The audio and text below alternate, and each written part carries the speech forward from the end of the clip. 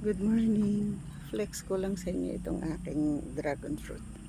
Second batch na ng kanyang fruiting this year. Ano?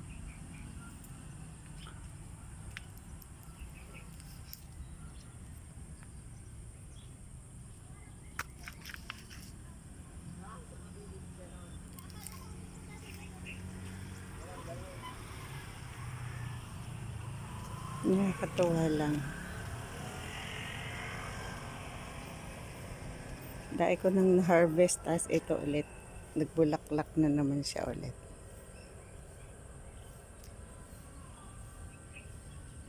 Yan. Yan sa solo. Tapos yan. Tapos ito, laki ng bulaklak. Ito ding isa.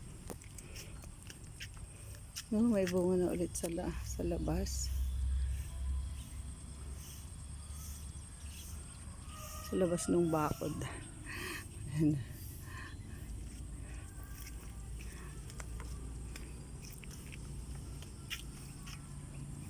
Yan, oh, may paro-paro. Moth pala. Moth.